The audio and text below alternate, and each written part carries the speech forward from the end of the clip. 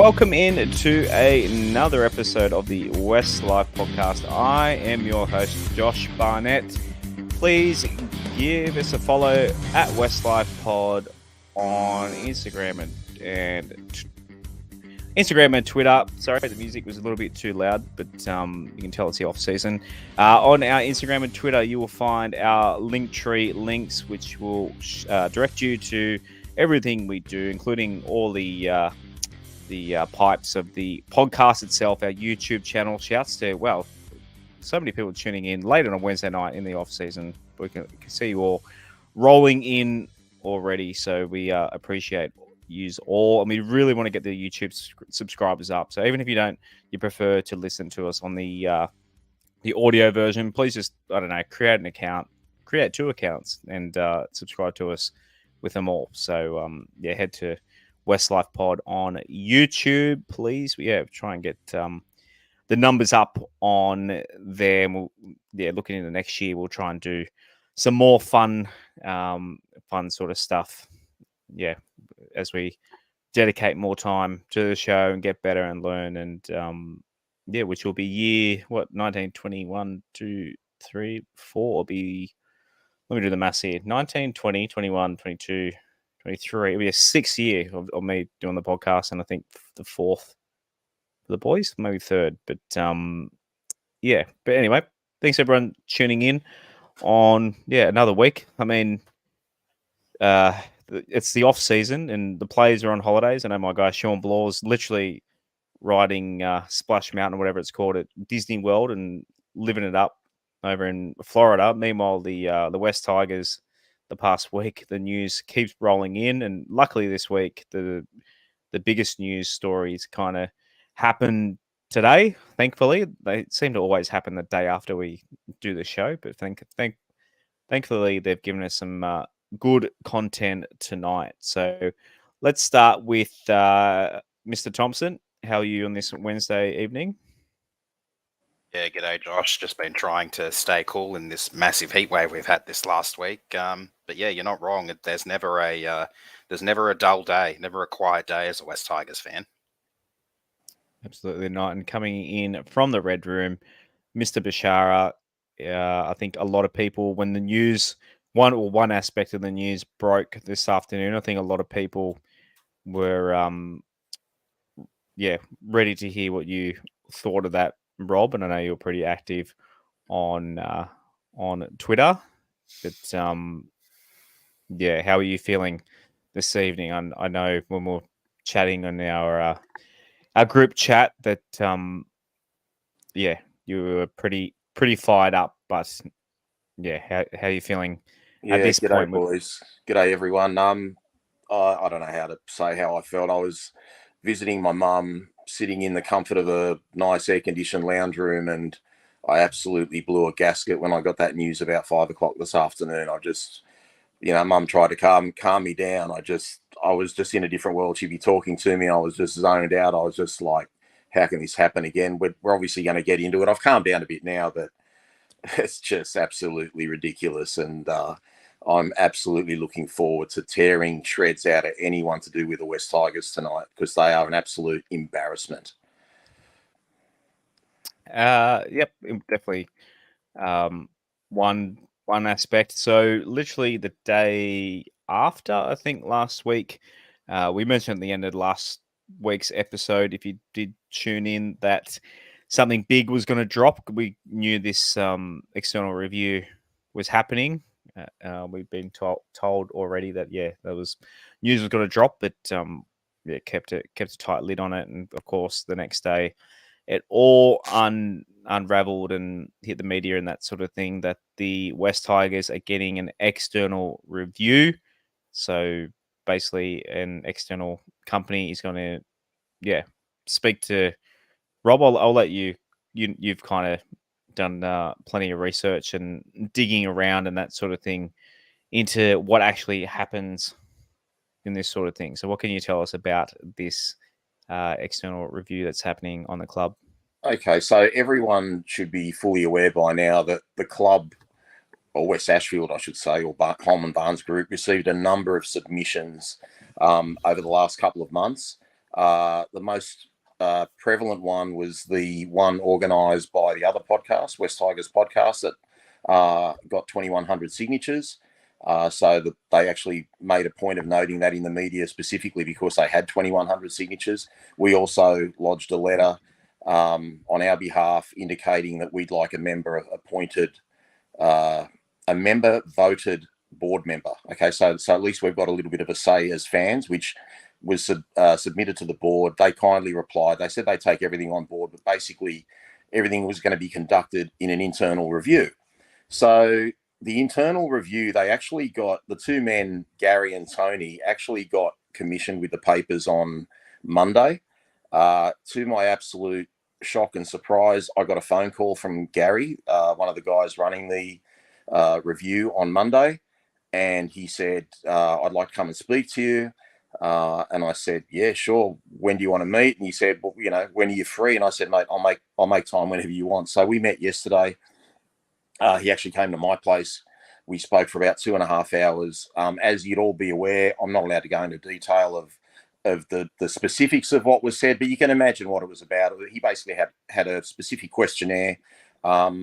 He's not only going to supporters, he's going to past players, current officials, employees, ex-employees. I know they said tonight that they're approaching the media. He never mentioned that to me, but they are actually approaching other officials from other clubs just to get the perception of how we look from the outside. As I said, we spent 2.5 hours. He's an absolute gentleman. His heart's in the right place. I know he means, very well by it, and he wants this to be successful, and he wants something to come out of it. And when he left yesterday, I was just absolutely over the moon. He mentioned that he had about, they had 50 to 60 people to meet between Tony and himself, and that they'd be doing that over the next 3 to 4 weeks. And hopefully they'd like to put a time frame of about 3 months. But as I said to him, and he agreed, and this isn't like, confidential or anything, I just said, just get it right. It doesn't matter about the timing. We've got to get it right. We've got to get the right submission in. But at the end of the day, even if they do their job, guys, the submission, even if they're a spot on, even if Gary and Tony absolutely nail it, I mean, how do we know Holman Barnes are going to take the recommendations on board, given what we've seen today? And you'll get on to Hagipantelis later. So I actually asked him why he contacted me, and he said something about, I've got one of the biggest social followings in terms of West Tigers stuff. I thought it was via the podcast, but he had some other avenue that he found me. He was going to approach the guys from the other podcast as well. He's probably done that today or tomorrow. And I noticed on 360, Ben Elias has already been spoken to. So they're being quite active already. And I knew when he left here, he was going to another appointment. So I'm happy that it's all happening. But given what's happened today, how can we trust that, this process is going to be given the respect it deserves? Because I'd love to know how both Gary and Tony are feeling today, given that, the chairman's been reappointed. And I won't go too much further into that. When we get into it, we'll get into it. But yeah, I went from being on a high thinking, wow, we've not only did I answer his questions, I'd taken the liberty of asking a lot of our Patreon members their thoughts.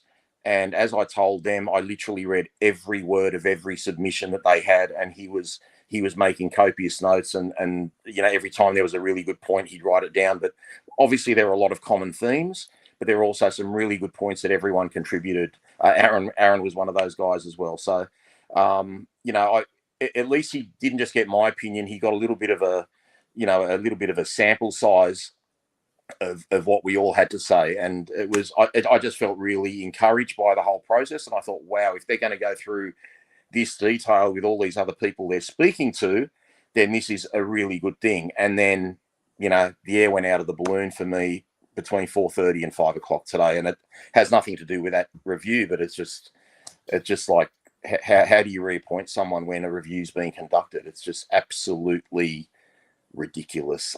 I'm not going to swear tonight. I'm not going to swear, but I'm going to unleash. Yeah, you did. You in our Patreon Discord, you got the guys and girls in there to chuck in a rant that you did pass on. As you said, as you were one of those as well. And I mean, the whole thing a big thing that a lot of all West Tigers fans and members are asking for is kind of having a voice on what goes on in the club. So, I mean, we've obviously got this podcast, so without tooting our horn too much, we do have a slightly bigger voice than the average fan, but at least, yeah, Rob submitting a few of our rants and thoughts and that sort of thing to this review. It's nice to have something going towards it all.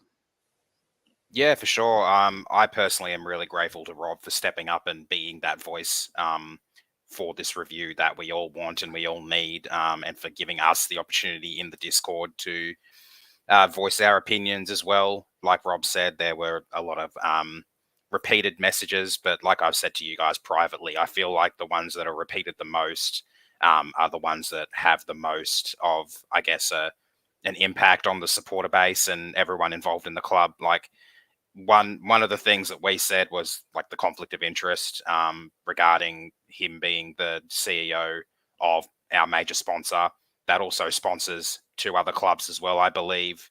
And then being the chairperson of our board, that was echoed again today by Benny Elias. So there are obviously a lot of issues that we as fans and supporters have that other people that have involvement in the club in whatever way they do as well. So yeah, really grateful to Rob for being that voice for the rest of us. And can I just say, guys, and like, we just got to be really fair about this and honest about it.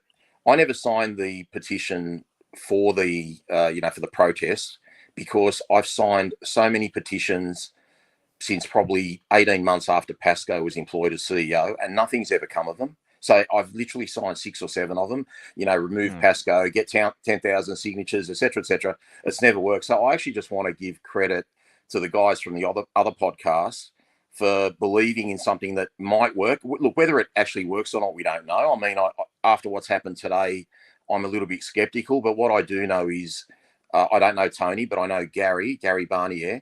Gary really cares. He doesn't care what he thinks, he cares what we all think, and he's going to go through this process with everyone and go about it the right way. It's just a matter of whether our club takes the common themes on board, because given what's happened today, I have lost a little bit of faith in what the final outcomes will be. But yeah, I just thought I better, we're not the instigators of the petition. It's the other blokes that did it, and I scoffed at it because I just thought, well, these petitions never work.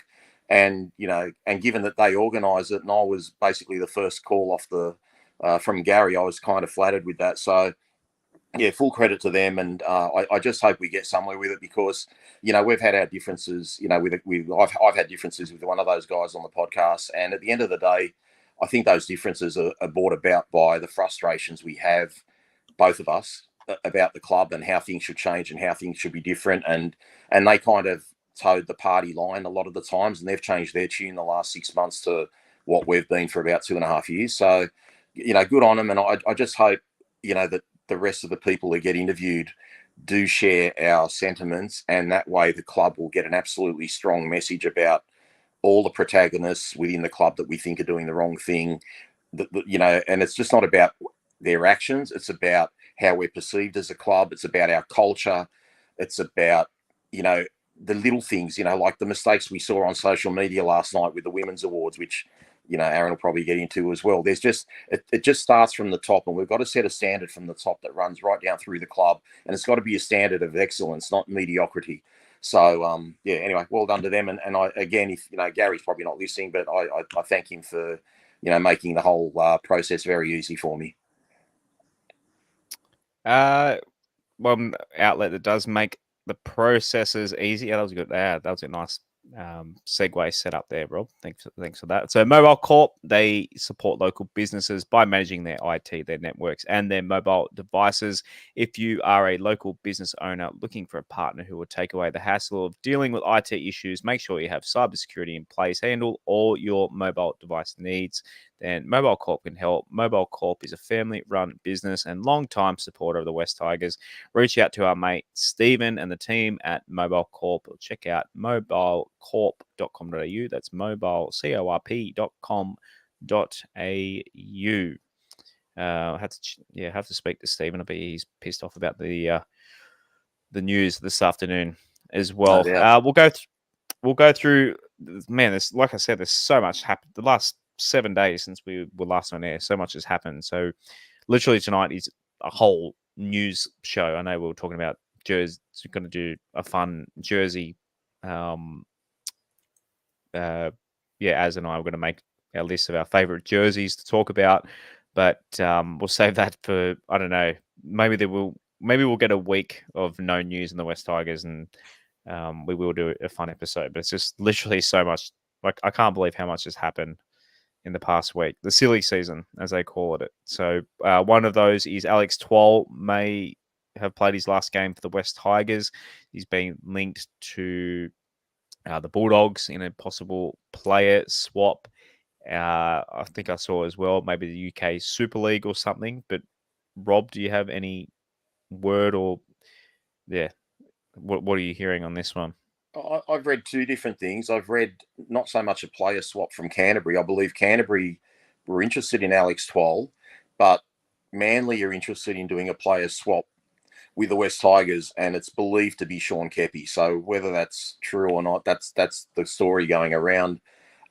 Look, Alex is obviously a club favourite, but I guess it's got to come down again to price and culture and who you want to keep and who you don't want to keep. Alex has been, part of a losing culture for quite a while. It's not his fault in the least. He's got one of the highest defensive, tackling efficiency rates in the league.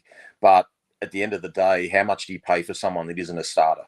Because basically our starters right now are David Clemmer and Big Steph as props. So how much are you paying a bench player? And I guess he's falling into that bracket that the club put Joe Off-Angawi in. So, but they have said he's welcome to stay, but it's literally a chance for Alex to explore his options and see if he can get a longer term deal or more money elsewhere. That's how I've read all the information on it.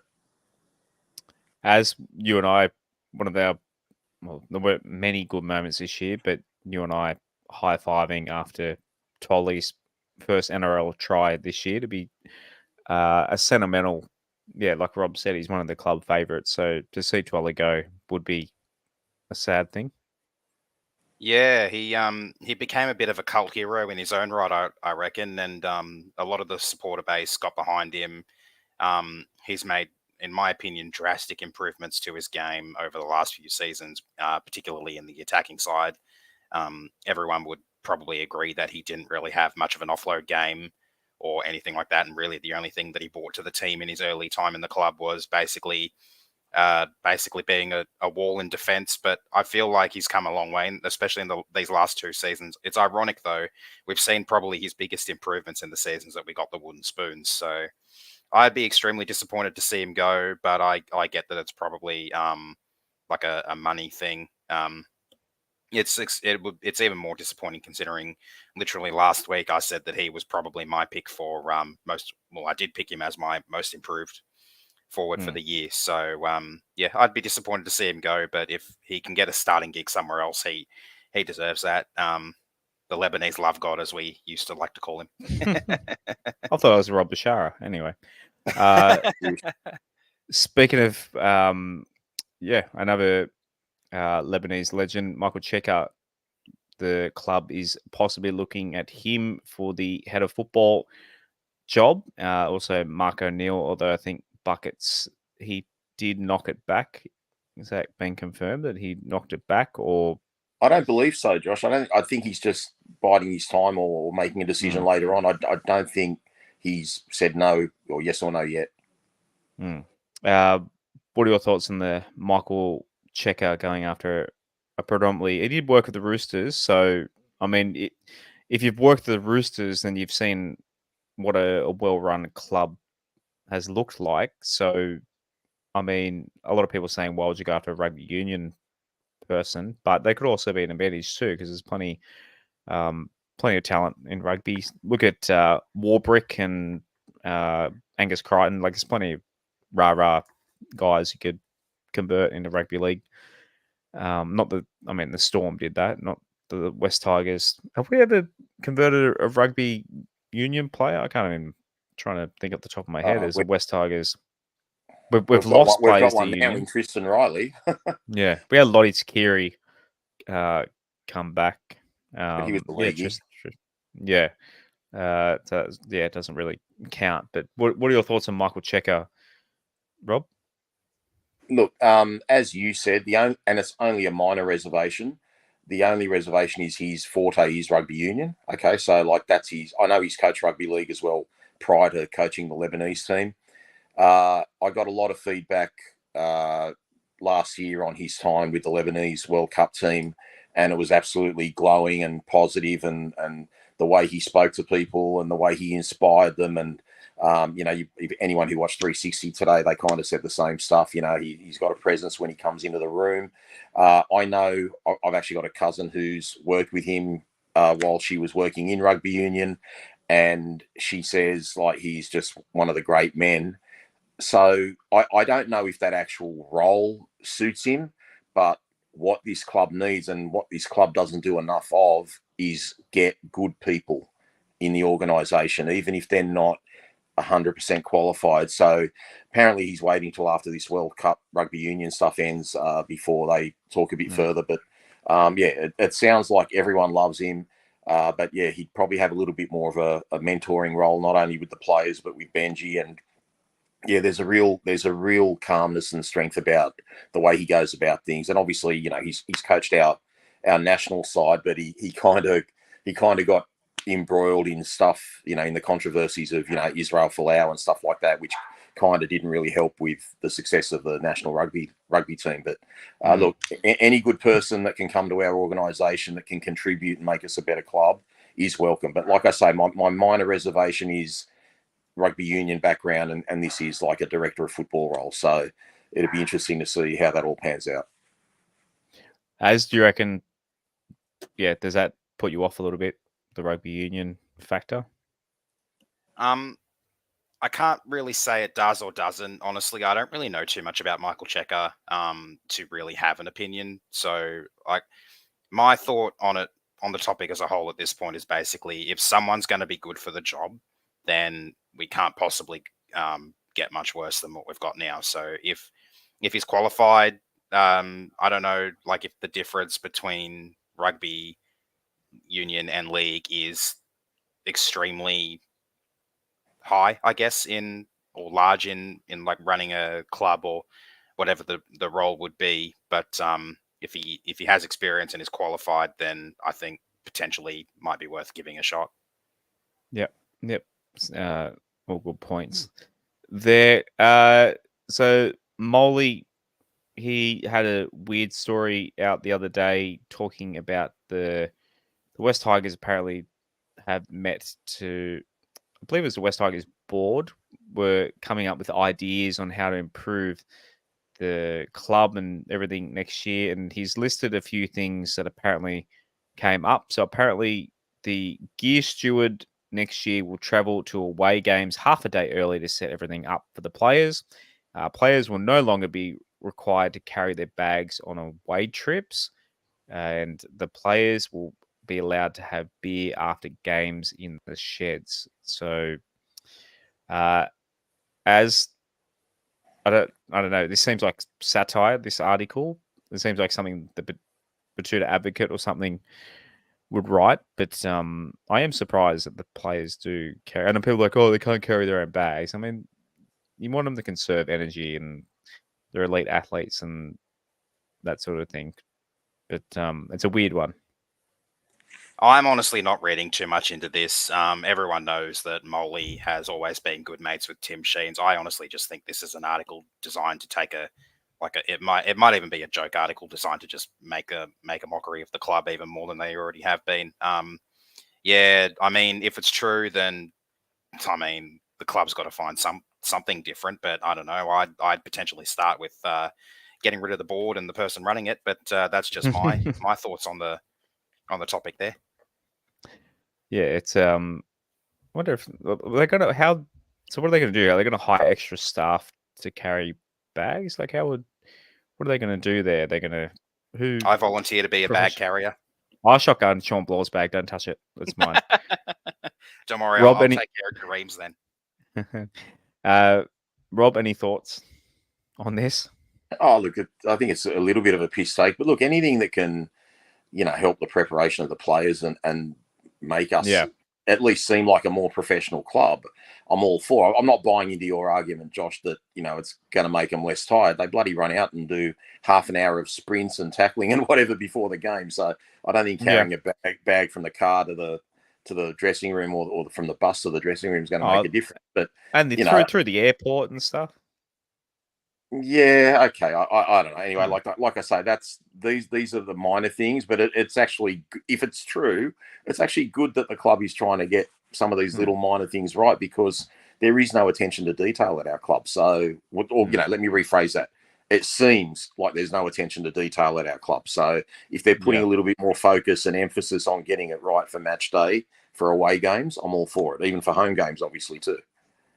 Actually, we'll speak about attention to detail in another story that would well, the Here next it is. one. Here it is. The main reason why I think that whole article is a joke is because of the way Molly's written it. The way he's written it, like the way he talks, it's not very a lot of professional. sarcasm. Yeah, basically. Yeah. You definitely got a point there as well. So as the NRLW Player Awards nights, Player Awards night happened on, when was it? Tuesday evening. Yesterday. Yep. Which is yesterday. Today is Wednesday. I've lost track of what day it is. It was last night. What can you tell us about the night? As you weren't there, obviously, but you were following it closely. You were messaging it, giving us updates as everything was coming through. Well, first of all, just like the men's awards night, I had no idea it was even on. Last night, there was no communication or anything from the club, even to members saying, hey, our awards night is tonight. And I feel like that may be because we no longer have the ability to, as members, to vote for our members player of the year. And I was reminded of that today when I saw Parramatta's Blue and Gold Army Award winner, whatever it was called for the women's. So that's a little bit disappointing, but basically they had awards given out for all of the female grades. So all the way up from Lisa Fiola through Tasha Gale to the New South Wales Harvey Norman Women's Premiership up into NRLW, and a lot of familiar names there, particularly in the last two grades that I mentioned were awarded.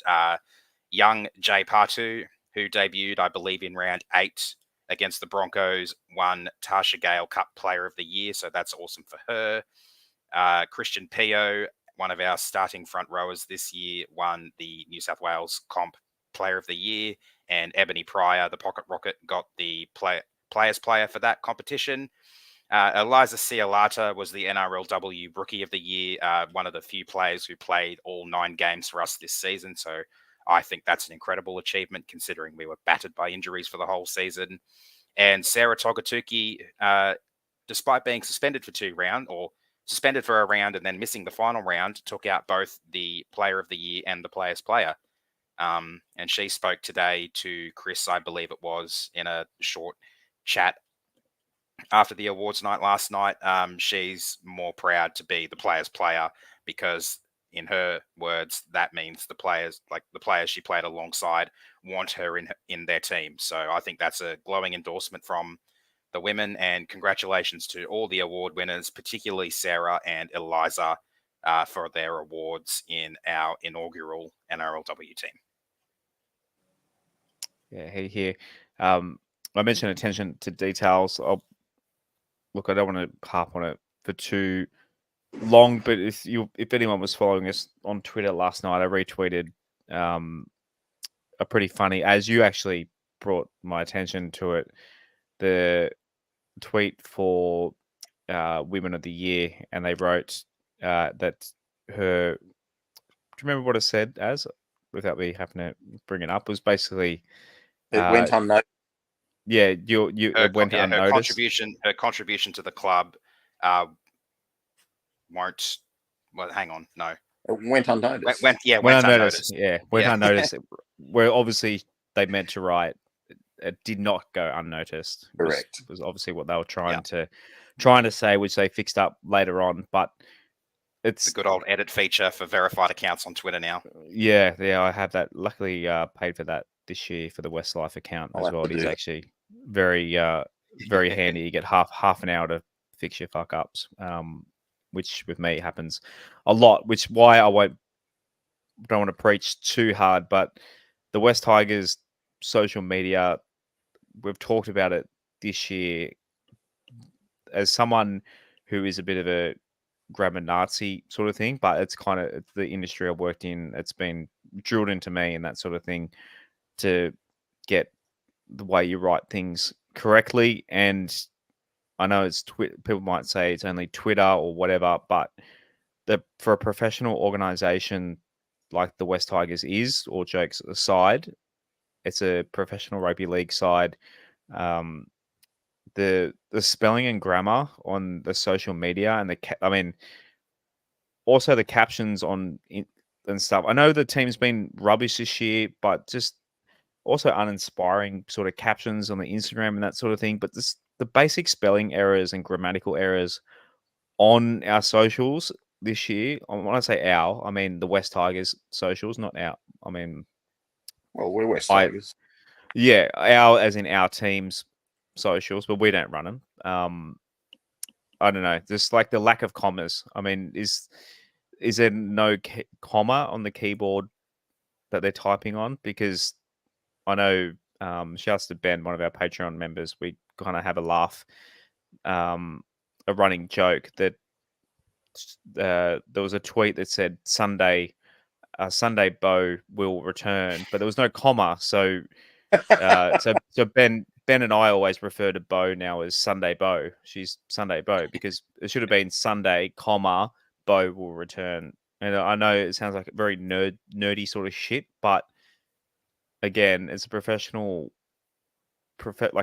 sporting organization. Please, like, it irks me. Like, of all the things that are embarrassing about this club at the moment, it's probably down on the list. But like you said, Rob, with the last story, there's little things getting right.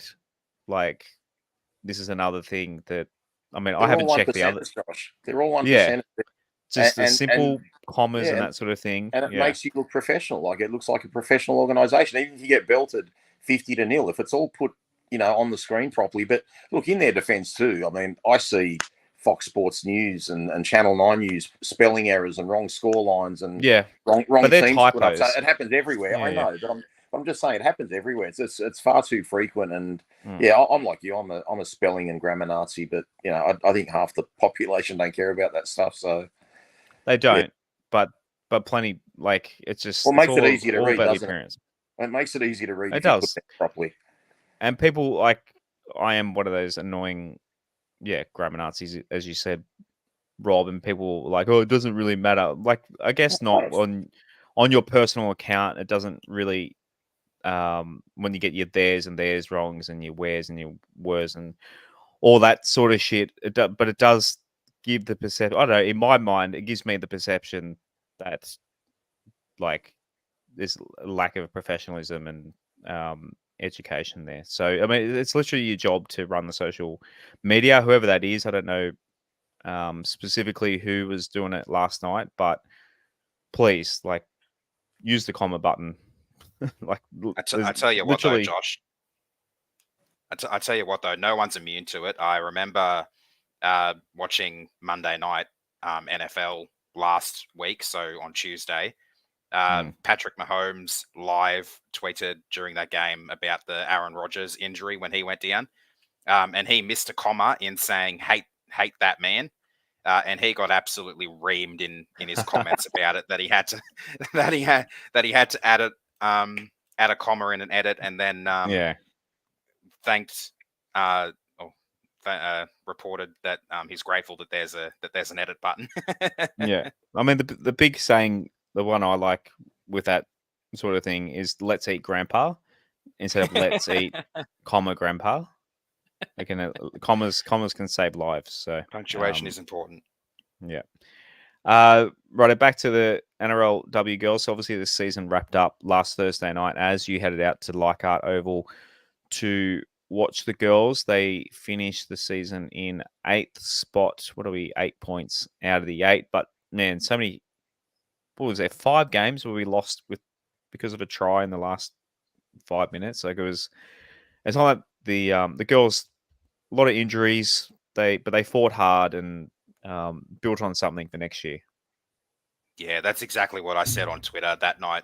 Towards the end of the game, there's a really strong chance that if not for all the injuries we copped, we're a top 4 team, or at the very least bordering on being a top 4 team. I had kind of a feeling that to make the top 4, you'd need to finish with a record of around that 6-3 mark. So even when we were 2-0, it was always going to take a bit of work, and yeah, we just fell apart a little bit with the injuries there, but. I'm proud of the girls' efforts this season. Obviously, like I said, pre-season, there were always going to be some growing pains and some time for the girls to adjust. And with such a young squad, with all the injuries we had, it was going to be very hard to keep up with the top teams. But in saying that, losing a lot of players against teams like the Broncos, against the Titans, the Raiders as well, when we had players go down, the Cowboys, I don't think we had our best 17 out there for more than 2 games, because we had Lozana Lutu missed everything from round 3 onward, and she'd definitely be in our best 17. Other players here and there that missed time with injury, Emily Curtin, for example. So, yeah, I'm really proud of the girls. I think there's a lot to build on for next year. Keep the bulk of the squad together. If I remember rightly, there's, I think, maybe 11 players off contract who can be negotiated with for new clubs as of like now for next season. I agree with Benjamin Angus in the YouTube comments there. Cheika Whitfield must be signed up immediately. She has been an absolute revelation for the girls. That chase down tackle was unbelievable. I was literally like watching Wile E. Coyote in the Roadrunner. She was so fast that she got to the 10-meter line and was waiting for her to tackle her. Like, I've never seen that in a rugby league game before. That was unbelievable. And had to run probably about an extra 20 meters in the process because of, the whole Pythagoras thing coming from one end of the field going basically to the opposite corner. Not only that, but what about that run in the first half where she broke, I think, like 6 or 7 tackles before they finally brought her down on the 10-meter line. And then we score a play or 2 after that. Like that was another massively impressive play there for her. Cheika, she's absolutely sensational. The bulk of our squad is signed for next year, so continuity with the squad will be good. Hopefully for a lot of the girls who missed some time this year, like Lozana, like Bo, who had injuries here and there throughout the season, plus another concussion. Yeah, hopefully. Tess did a finger in the preseason. Yeah, she lost out on a lot of game time there. Hopefully all those girls can have a really, really good season in the Harvey Norman women's competition next year, if they still have that as like a pre-NRLW thing. I hear they're talking about making it a reserve grade competition sort of thing for the NRLW. I hope they don't do that yet, because I don't think the player talent is there for that many teams to have like a reserve grade system in place. But yeah, if all those girls can get some more game time, get a bit more confidence in the legs prior to next year's NRLW, I think we could be in a really, really good place to challenge for the top 4. Plus, I assume it's a bit of income. Like, they wouldn't obviously get the same amount of cash as the NRLW, but they would. The top players in the NRL, the Harvey Norman New South Wales comp would get some sort of payments, wouldn't they?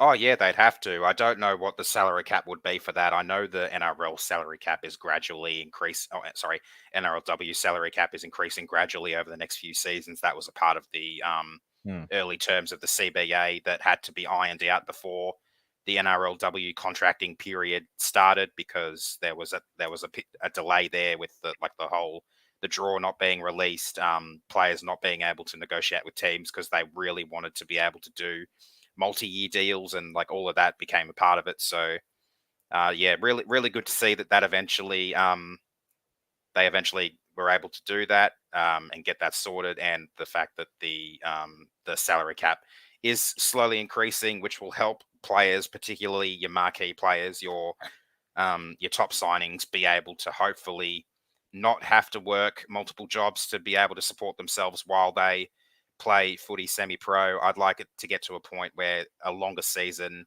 at the moment with the same amount of teams means the girls could focus a lot more on their footy, not have to worry about other jobs to make ends meet.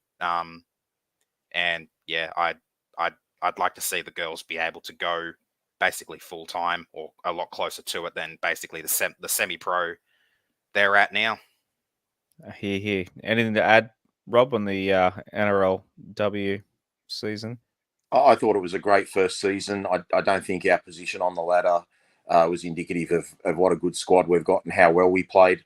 I'd love that squad to be the same next year. There wasn't a game that we really weren't in it. Unfortunately, as we've mentioned in previous episodes, we lost a few games with, drop balls on late, 3 minutes left in the game, etc., etc.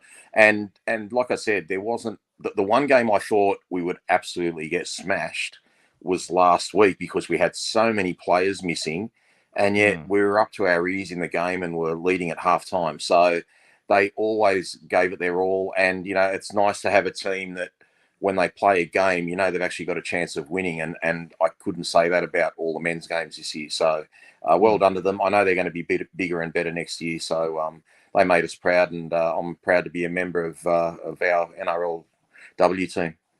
Yep, our name's well and truly printed in their, what was it, a captain's run jerseys. Yeah, captain's run jersey. Can't take that away from us. Righto. So we touched on it before, but we haven't mentioned the Jahream Bula signing.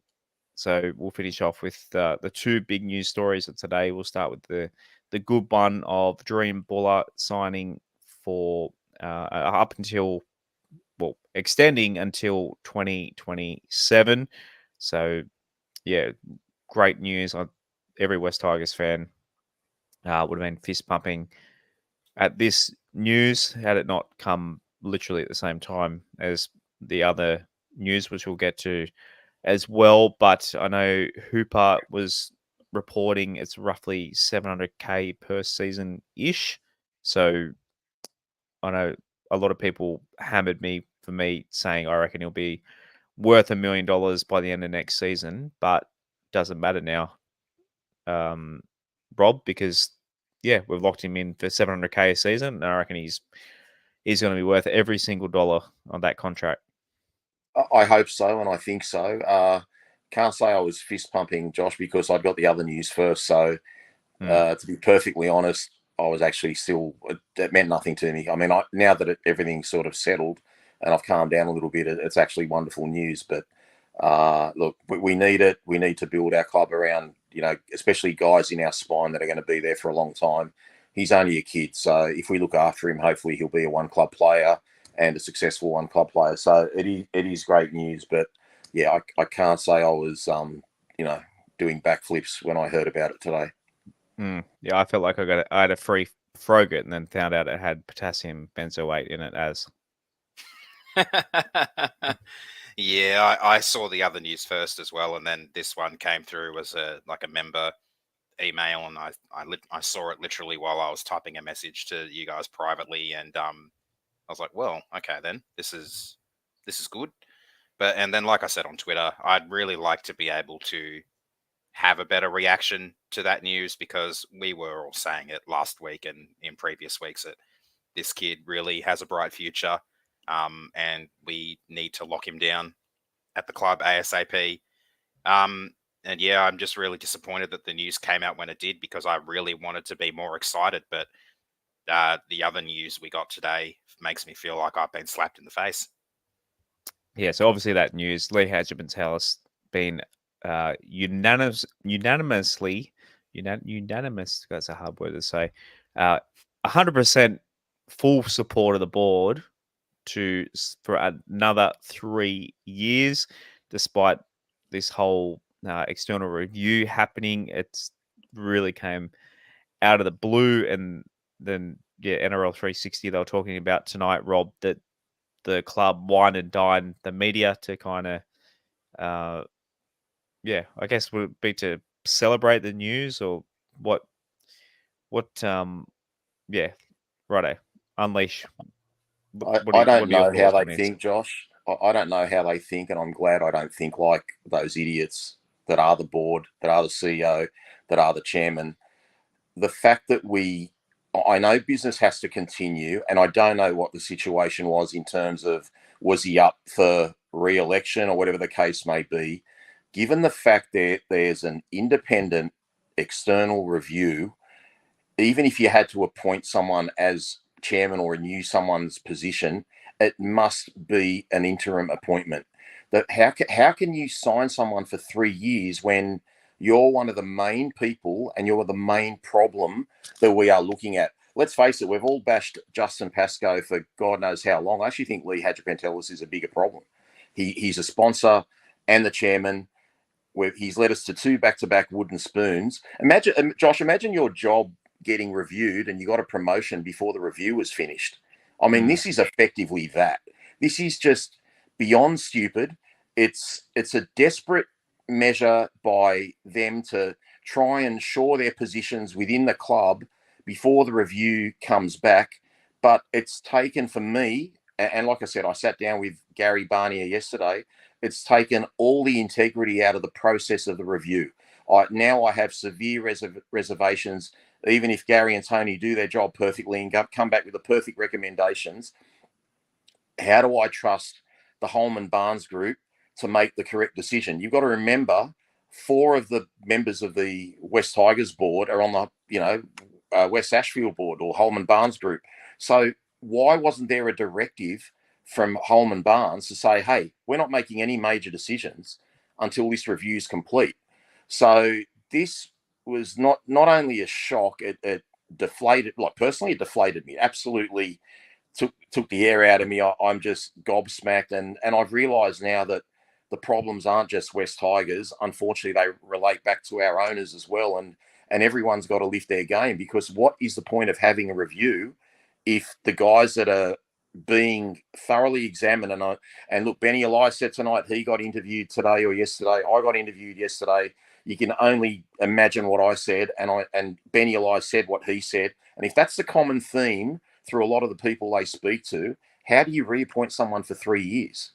I mean, the common thing is going to be the conflict of interest as chairman and as sponsor. So it's a poor decision. It reflects on a board that doesn't know what they're doing. It reflects on a board that scratches each other's back. They protect each other. They're about self-preservation. They do not care about the best interests of the club. I've always said, Lee, Justin, the board, they try their hardest. I'm going to withdraw those comments. If they love this club, they would just get the fuck out of there, okay? Because they have not only taken us to the bottom of the table, now they're going to anchor us there. And this muppet, okay, who is not a rugby league chairman's arsehole, okay, is going to just lead us to more misery, heap more decisions, and scapegoat the next person, whether it's Benji Marshall, whether it's Robbie Farah, whether it's someone. It's always someone else's fault. It's never their fault, okay? We haven't made the finals for years. We've gone backwards.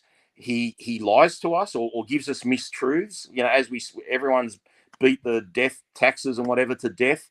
I can't trust him. And everyone else can make their own mind up, but it's a common theme of everyone. We don't believe a word he says. He doesn't know how to be successful.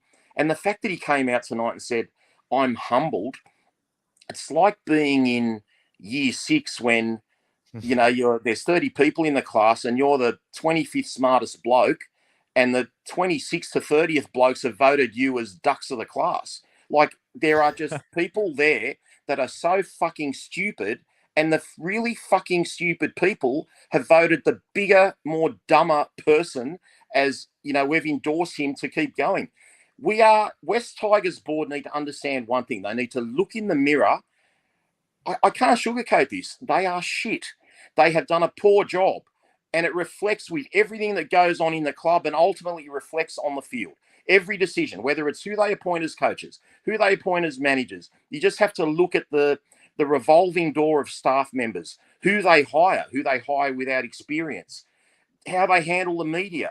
You know, Lee's got 2 feet in his mouth every time he goes on SEN radio. He's always coming up with a clanger.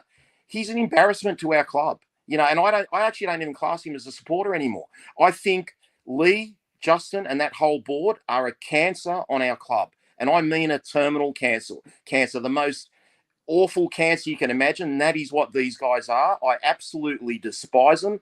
I loathe them, and I'm ashamed to say that I love a club that these men run, because they make me feel ashamed of who I am, and they do not represent me. They do not represent the majority of supporters, and they're an utter disgrace to themselves and what they do at that club. I think that's about as good as I can say it. We've also got, as I'll let you go next, anything you want to say, but we also open up the lines for our Patreons as well. They wanted to rant, and I'll get Joey on after you, as one of Joey Lulash, one of our Patreon, wanted to come on and give his vent his spleen as well. But what have you got, as? Yeah, for me, the worst part about this is the fact that this has happened while they've got the external review going on. I think they've come out and publicly said they're not going to elect a GM or whatever until the review's been done and finalized and everything like that. So why is it that a decision like this one can go ahead when it's fully known that the board is under scrutiny of through this review? And why would they keep on someone who has presided over so many of the fuck ups and mess ups and everything like that have happened in the last few years? Like, even just looking at this year, Death, Taxes and Sheens is going to be coaching next year. Wrong. The debacle over the friggin' Anzac jersey where they use the image of US soldiers and tanks and whatever else was on there. Like, that's all happened under his watch. Everything like that's been happening at the club is a remnant of what's happened under the tenure of Lee, and by a lesser extent, but I don't know, maybe by more of an extent, Pascoe as well. And how are all these decisions being made if they're in the best interests of the club, when the club has just won its second consecutive wooden spoon, has won 8 games out of its last 48? That's a miserable success rate. And we as members and fans deserve better.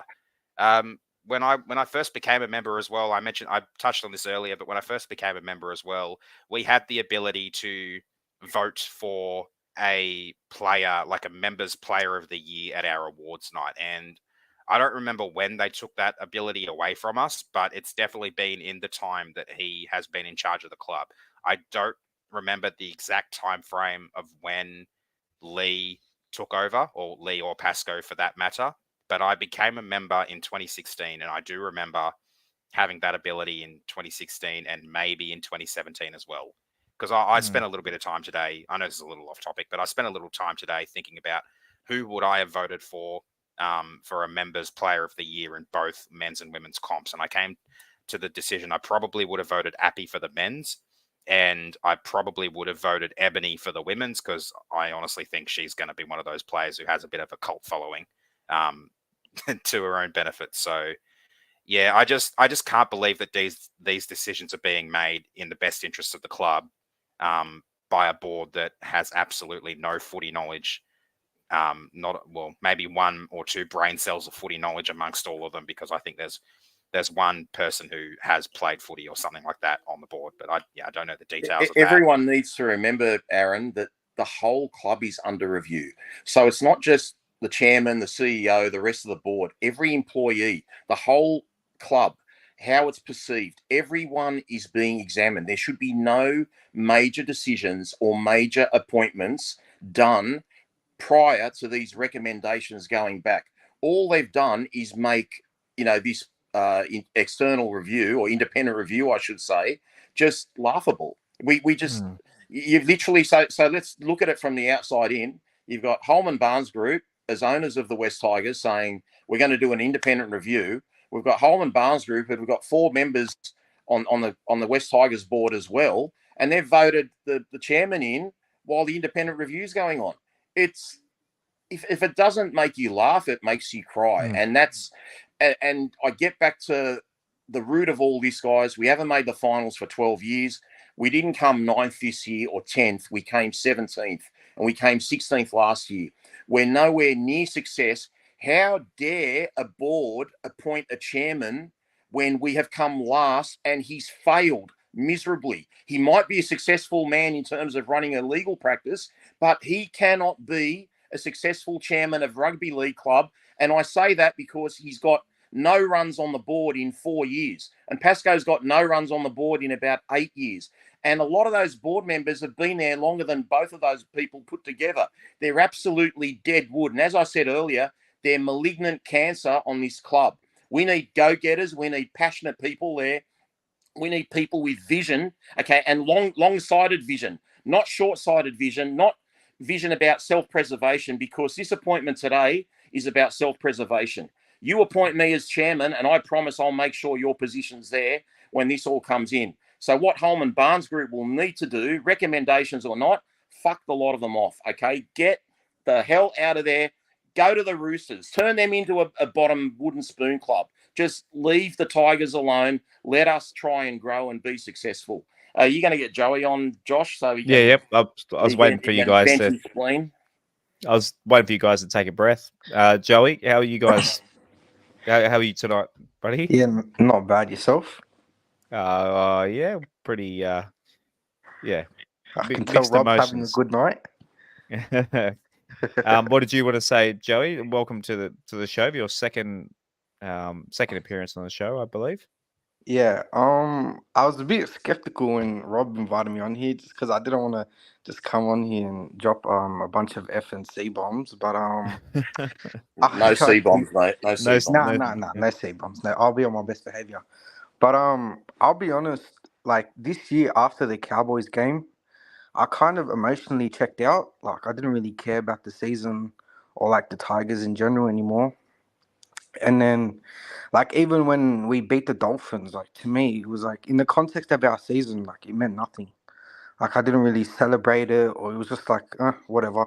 Like, it was a nice moment, Appy kicking the winning goal and all, but it just meant nothing at the end of the day. Yeah, brother. And then, when I seen the news today that Lee got extended for another 3 years, it was the first time in months that I had felt anger towards the club. And I just don't understand. It's like not even one person had voted unanimously how anyone could reappoint this guy for 3 more years. It's just such a stupid decision. And to be honest, I was actually pessimistic. I had hope towards the future. But now, after today's news, it's gone. I mean, today, and it's like the club always has a knack of trying to mask bad news with good news. Like today, we as fans, we should be celebrating Jahream Bula signing till 2027. Us having our long-term fullback who looks to be a star, we have him locked down for long-term. But instead, we're sitting here talking about a chairman that no one really likes being extended for 3 more years. And, this might be a controversial statement, but we all don't like Justin Pascoe, but at least he has had some sort of positive impact on the club in a way that, yeah, he has gotten our finances in order. He has built this center of excellence, and he's got one approved out in Campbelltown, if I'm not mistaken, to help out in that MacArthur region with all the pathways there and stuff. But what's Lee done, really, to warrant a 3-year extension? Like, it's just bizarre to me, and Lee is someone that everything has to be about him. He's arrogant, he's self-entitled, and everything has to be about him. Like the Tommy Raudonikis jersey, for example. First of all, Lee openly admits that he comes from the Balmain side. I was born after the merger, so I don't really care about Wests or Balmain. But why is someone who comes from the Balmain side of the merger, who has no ties to Western suburbs, no ties to Tommy Raudonikis, why is he coming out and holding out his jersey in commemoration of him? Like, who's Lee? Yeah, look, on that, Joey, that should have been a family member from the Raudonikis family, or if they couldn't be there, someone that the family appointed to raise that jersey on his behalf. Not Lee Hagipantelis to model his fedora hat.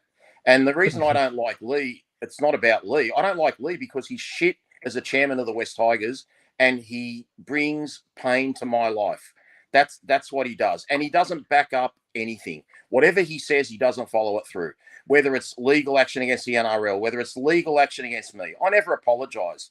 Shoot me some legal action, mate. You're just full of shit. Okay, you don't follow through anything. You've got no substance. Sue me, mate. You're just hopeless. And this is what I mean. We have someone we can't trust. Death, Taxes and Sheens will be coach next year. He lies to us. Benji's been fast-tracked for next year. Benji's been fast-tracked for next year. No, Benji's been left in the fucking deep end because you've got rid of Sheens and you've held him to a confidentiality agreement and he can't talk to the media about it. You're just a lying prick. So anything to add to that? Rob's, just cooling off for a little bit there on mute. But, anything to add to all this, as? No, I think it's all pretty much been covered. I just don't think it should have happened at this point in time while the review's going on. All we can really do is just let things with the review play out, and maybe us fans can find something to look forward to afterwards. But yeah, I'm really happy for Jahream. I'm really glad we've locked him up. I really think we've even $700,000 by the end of his contract. I think that's going to be an absolute bargain. So yeah, happy for him. Looking forward to watching him play a few more seasons, and looking forward to season 2 of the NRLW and kind of just trying to find things to be positive about at this point. Yeah, but obviously we've had our run-ins with Lee as well, so I don't know, people are going to think.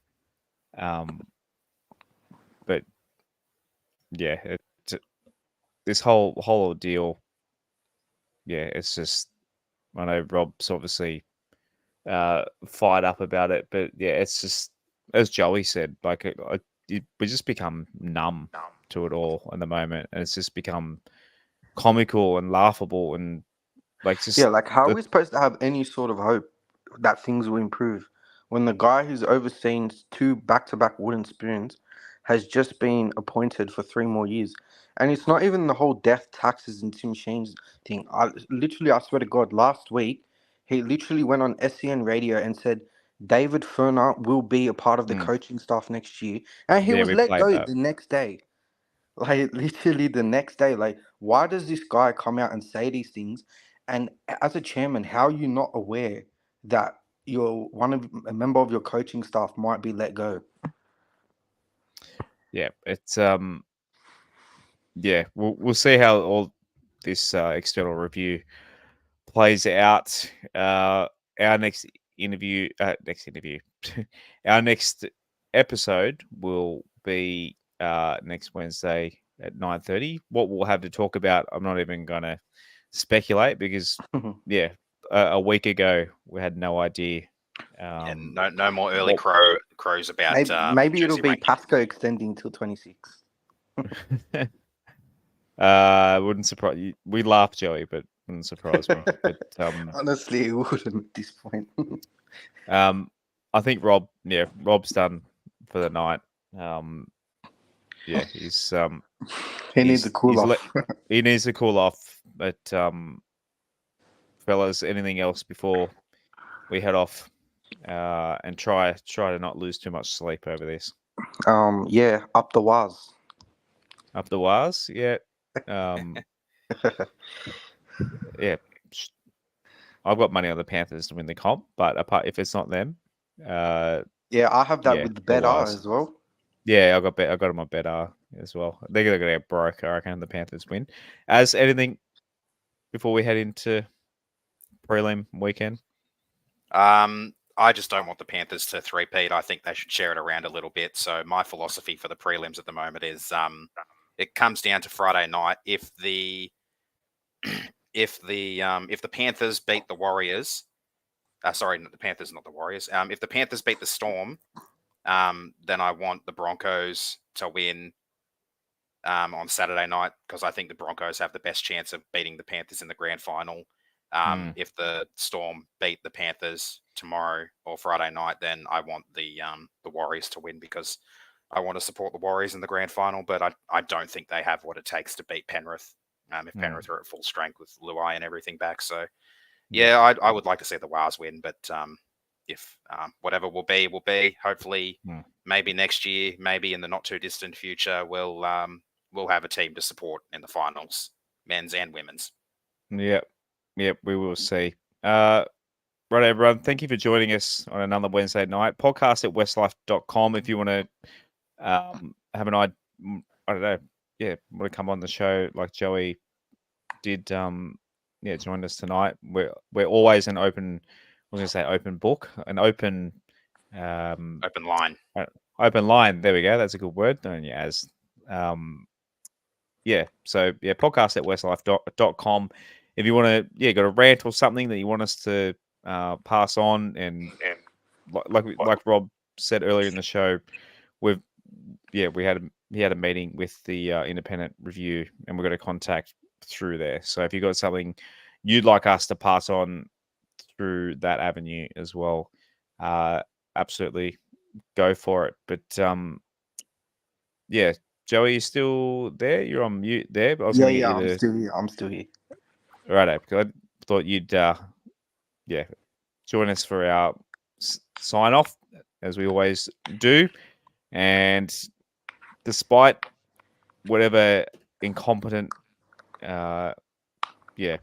faceless people that we have running this club, as always, boys, go the Tigers. Go the Tigers. Thanks for listening to another episode of the WestsLife Podcast. Please follow us at WestsLife Pod on Instagram and Twitter, and facebook.com/WestsLife Pod. You can also support and take part in the show at patreon.com/WestsLife, and give us a subscribe on YouTube and turn notifications on. We'll see you again next time on another episode of the WestsLife Podcast.